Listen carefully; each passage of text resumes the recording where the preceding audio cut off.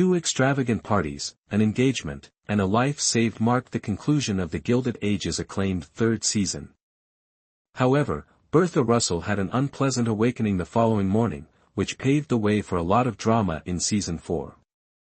Up until the very end of Season 3, the Gilded Age custom of concluding with Bertha's, Carrie Coon, most recent success on her journey up the social food chain was maintained in Episode 8, My Mind is Made Up. With the help of Mrs. Astor, Donna Murphy, she abolished the social exclusion of divorced women and put up a unified front with her husband and kids present at the season-ending gala, which brought victory to her doorstep.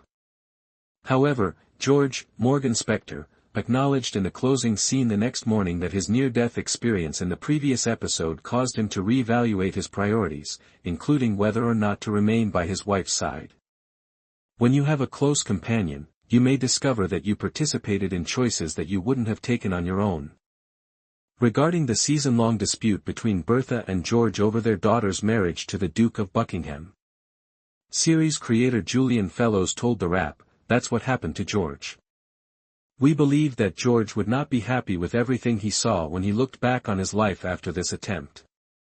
In contrast to his wife, who remained steadfastly dedicated to her goals, with Season 4, there is now space to see where that leads him, he continued. The standoff between Bertha and George.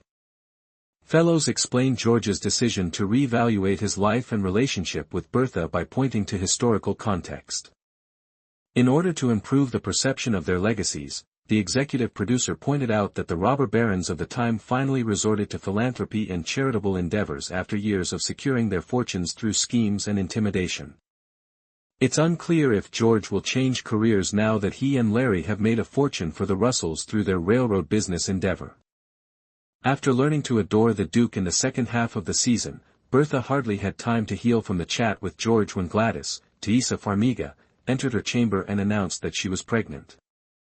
Isn't that the way life is? Regarding the episode's last scene, co-writer Sonia Warfield stated, "You can have a great life and then something else comes along and undermines it a little bit." Bertha, unable to impart the news of Gladys' momentous news while the pair remains on the rocks, looks out her window and sees half of her family riding away in the closing moments. Peggy's tale of love. Beyond the changing dynamics between the Russells, the Gilded Age tested Peggy Scott, Denise Benton, before elevating her relationship with Dr. William Kirkland, Jordan Donica. The marriage faced possible heartbreak as William processed his feelings about Peggy withholding the knowledge from him after his mother Elizabeth, Felicia Rashad, revealed Peggy's previous adoption and the uproar that followed. At first feeling hopeless, Peggy nearly skipped the gala she and her family were supposed to attend in Elizabeth's honor, but she eventually went thanks to her mother Dorothy's urging, Audra MacDonald. Dorothy, her husband Frederick, Brian Stokes Mitchell, and William himself reprimanded Elizabeth. William was then urged to follow his heart and requested Peggy's father for her hand in marriage. The season ended with William and Peggy engaged after William made one of the most romantic gestures in the show's history by proposing to her in front of the entire audience at the ball.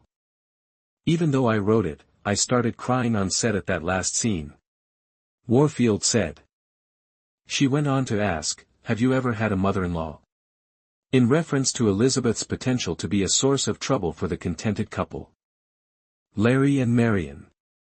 By the end of the season, Larry and Marian Brooke, Louisa Jacobson, were another marriage in trouble. Larry was upset when Marian called off their engagement via letter due to a misunderstanding and past trauma that occurred earlier in Season 3. Marian first believed that there was no chance of reconciliation because Larry was too focused on his father's health to patch things up with her early in the finale.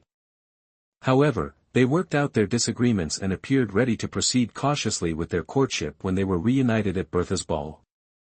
Although it's unclear if their engagement is completely back on track, the fact that they danced to close off the season is encouraging.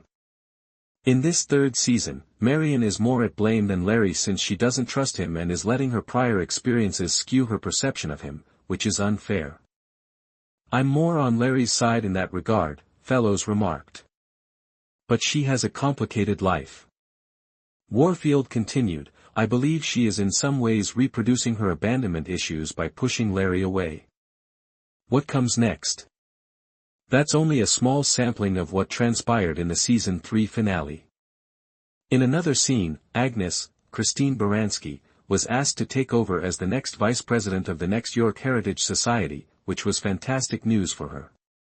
Agnes ultimately accepted her sister Ada, Cynthia Nixon, as the new head of their family after a well-earned victory following her recent disasters.